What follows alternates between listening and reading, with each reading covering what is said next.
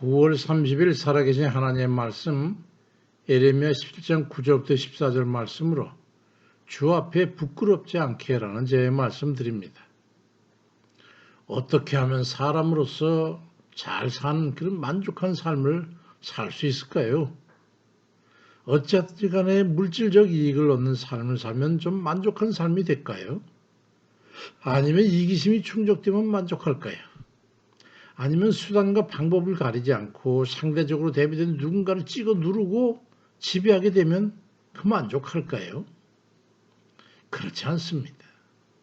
물질적 충족과 이기적 탐욕을 만족시키고 권력을 행사해서 누군가를 굴복시킨다고 그래서 만족하다고 그런 행복할 수 있을 것으로 여기는 것은 약육강식의 동물의 세계에서나 있을 법한 논리나 또 합리화이지요. 대제사장들과 장로들에게서 파견된 병사들이 예수님을 잡으러 왔을 때에 칼로 그 중에 하나의 귀를 베어버리는 베드로에게 주님께서 말씀합니다. 마태복음 26장 53절에서 보니까 이르시되 네 칼을 도로 칼집에 꽂으라. 칼을 가지는 자는 다 칼로 망하느니라. 너는 내가 내 아버지께 구하여 지금 12군단도 되는 천수를 보내게 할 수 없는 줄로 아느냐? 그렇게 반문하면서 말씀하셨어요. 그런 상상도 할 수 없는 우주적 권능을 가진 주님께서 만약 12군단 되는 천수를 동원해가지고 이 세상을 싹 쓸어버리고 선별해서 순종하는 자들만 구원하셨다면 그럼 하나님의 뜻이 이루어질 수 있었을까요? 그의 답은 우리 모두가 알듯이 아닙니다. 그건 로마 제국이나 칭기스칸이 이끄는 몽골의 원제국이 행한 방법이죠. 또 일본 외놈들이나 중국 오랑캐가 우리나라를 숙박했던 그런 방법 중에 하나죠. 그건 적국의 나라나 백성들을 강제로 병합시키거나 점령하거나 지배할 그런 목적을 위해서는 할 수 있는 폭력이지 사람을 순복시킬 수 있는 그런 방법은 아닌 것이죠. 지금 시대도 마찬가지입니다. 그런 강제적이고 약육강식의 방법으로 상대적 누군가를 포괄적으로 지배하려고 하는 것은 개인 간의 관계에 있어서도 마찬가지지만 하나님과 그 백성 간의 영적인 관계에서도 그건 적용될 수 있는 게 아닙니다. 그 어떤 상대적 관계에서도 물리적이고 포괄적인 그런 힘의 논리로는 양자가 합의되거나 양해되거나 또는 이해될 수 있는 그런 게 아니지 않습니까? 그건 평안과 안정을 기반으로 한 진실한 사랑의 관계가 거기에 형성될 수가 없기 때문이지요.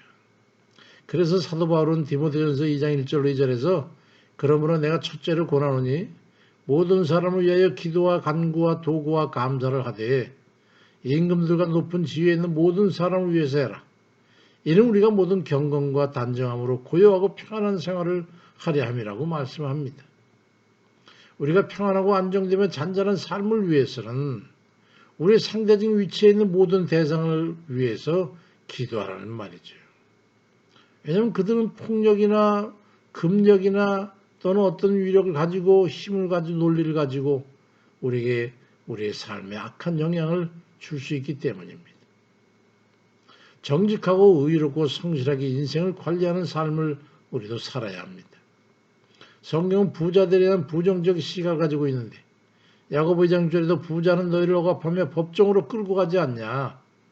그런 시각은 구시대나 신시대를 막론하고 다 같은 인식을 하고 있었어.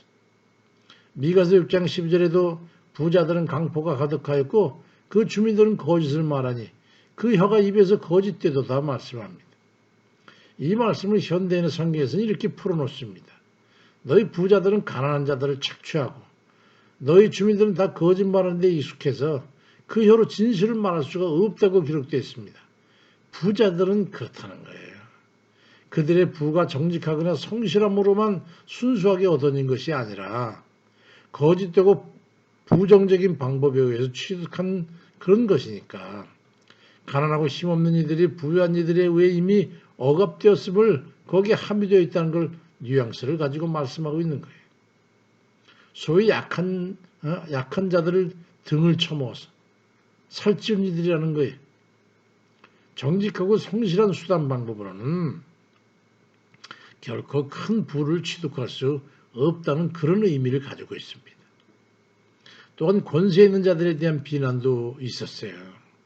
에베소 6장 12절에 우리의 씨름은 혈과 육을 상대하는 게 아니고 통치자들과 권세들과 이 어둠의 세상 주관자들과 하늘에 있는 악한 영들을 상대함이라고 그렇게 말씀하셔서 악한 통치자들과 권세를 가진 세력의 한 묶음으로 규정을 하고 있어요. 그러니 약간의 부와 권세를 가졌다고 해서 그보다 연약한 이들에게 위세를 부리는 것은 결국 악한 마귀의 도구가 되는 것임을 알고 조금 있는 자나 조금 위치에 있는 이들은 항상 겸비해서 겸손하고 온유함을 잃지 않는 삶을 운영해야 합니다.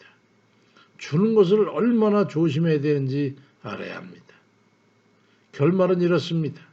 예레미야 10장 9절 10절에 마음을보다 거짓되고 심히 부패한 것은 마음이라 누가 등이 알리오마는 나 여호와는 심장을 살피며 폐부를 시험하고 각각 그 행위와 그의 행실대로 보응하니 불의로 치부한 자는 자고새가 낫지 않아를 품 같아서 그의 중년에 그것이 떠나겠고 마침내 어리석은 자가 되리라고 말씀합니다.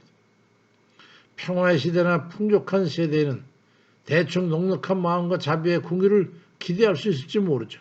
웬만하면 그리할 수 있을지도 모르지요. 지금이 그때일 것 같습니다. 지금처럼 풍족하고 넉넉한 시대에는 약간의 자성과 구제를 사치처럼 할 수 있을지 모르지만 그런 시대는 그리 오래가지 않을 겁니다. 서구 제국이 그와 같은 전철을 밟아서 망해져 갔던 걸 보면 미루어 짐작할 수 있습니다. 이 우리나라가 망해가고 있다는 것을 인식하고 염려하고 있는 이들이라면 아무런 생각을 하지 않을 수 없을 것입니다. 정직하기 어렵고 겸손하기 어려운 그런 시대가 도래하면 그때는 가식이나 불이나 부정한 마음과 행위에 대해서 하나님의 저울에 달리게 될 겁니다. 그것이 진위가 드러나게 될 거라는 그런 말씀이죠. 우리가 어려울 때나 넉넉할 때를 막론하고 주의 뜻을 따라 정직과 성실로 삶을 운영하면서 자비와 긍휼의 마음을 베풀고 나누는 삶을 살아야 되겠습니다. 우리가 사는 삶은 하나님 앞에 살아가는 삶일 것이기 때문이죠. 요한계시록 2장 18절 19절에 두아디라 교회의 사자에게 편지하라. 그 눈이 불꽃 같고 그 발에 빛난 주석과 같은 하나님의 아들이 이르시되 내가 내 사업과 사랑과 믿음과 성령과 인내를 아니 내 나중 해가 처음보다 많도다라고 말씀합니다. 우리는 하나님의 불꽃 같은 그 시야 앞에 모두 드러나 있다는 것을 깊이 있게 인식하고 부하거나 권세가 있거나 불의하거나 하는 것에서 벗어나서 정직하고 성실하고 겸손히 살아내는 정말 주님 앞에 부끄럽지 않은 그런 우리 모두가 되시기를 주의 이름으로 축원드립니다. 아멘입니다.